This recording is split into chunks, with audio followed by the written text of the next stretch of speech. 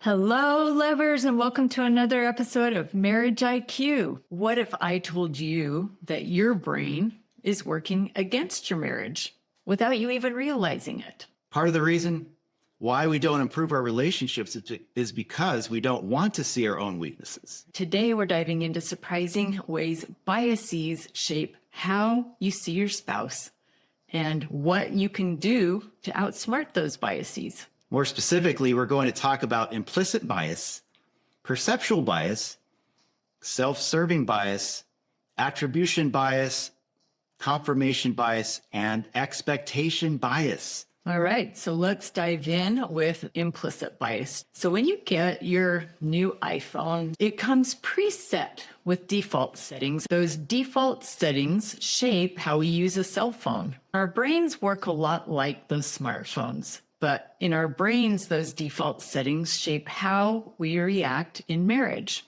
based on our personality type, our genetics, and probably even our family of origin. We don't recognize how we may have stereotypes or preconceived ideas that come from those parts of our identity and parts of ourselves. In marriage, implicit bias might lead to a spouse making assumptions that a certain household chore or parenting responsibilities naturally fall on one partner, based on how it was modeled in their family of origin, even if they consciously believe in equality. So what's the solution? We can just recognize that these default settings are part of who we are and work to reprogram them by intentionally choosing new ways to respond.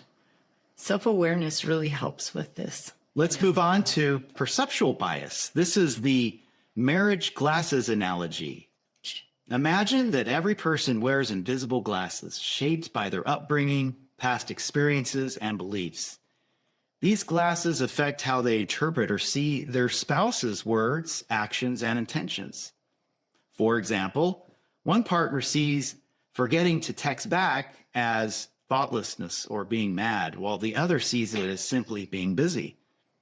The bias comes from how they've learned to interpret behaviors.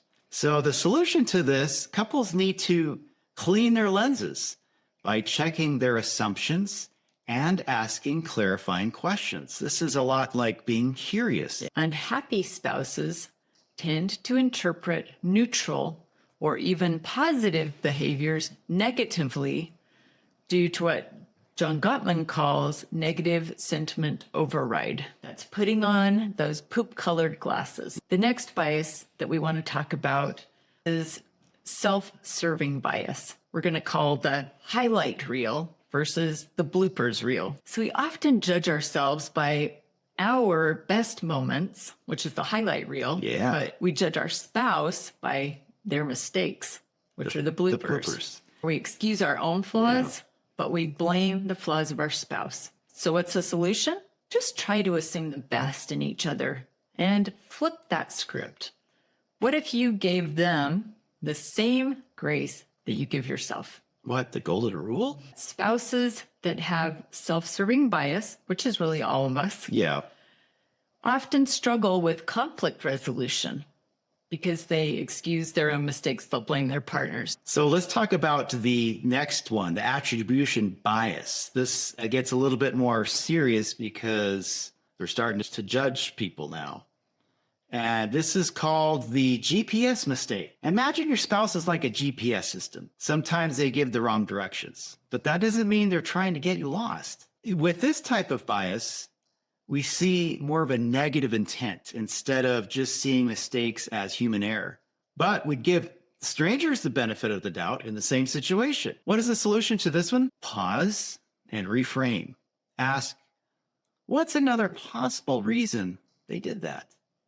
Or if a friend did this, would I react the same way? The next bias is confirmation bias, and we're going to call that the mental courtroom. All right. Many couples operate like lawyers in a courtroom.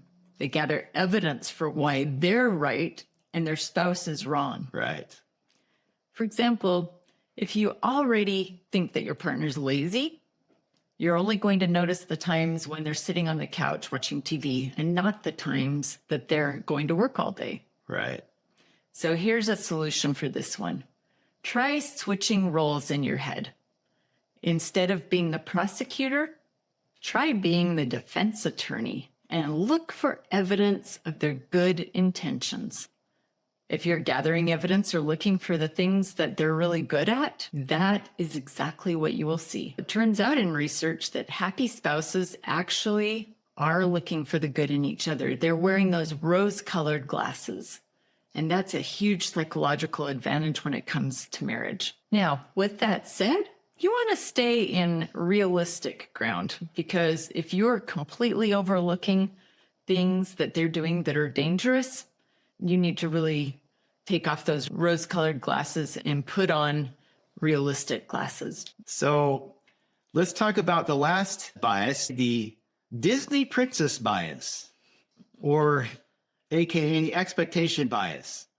The Disney princess always lives happily ever after, right? Yeah. Everyone enters a marriage with an invisible script of what a good spouse should do. The problem? Your spouse never got a copy of your script. Go back to episode 37, Understanding Happily Ever After. That talks more about expectations. Solution? Communicate expectations openly instead of assuming your spouse knows the script. Fletcher and Thomas had studied relationship belief systems, showing that unrealistic expectations lead to disappointment and conflict. While biases may be deeply ingrained, they can be rewired through awareness and intentional practice. The bottom line, biases are automatic, but couples can actively reshape them through self-awareness and effort. You can enjoy a scintillating marriage by just being a tad bit positively biased toward your spouse. So what can I do this week as an individual, and what can we do as a couple because of what we've learned today? First, ask yourself, where do I see these biases showing up in my own marriage, in my own self? How can I challenge my assumptions about my spouse? Again, the scintillating marriages are not the perfect ones. They are not the fairy tale marriages, although all scintillating marriages do have fairy tale moments interwoven in them. So one final thought, your brain is wired for bias, but that doesn't mean it has to control your relationship. The key to a smarter marriage is outsmarting your own thinking.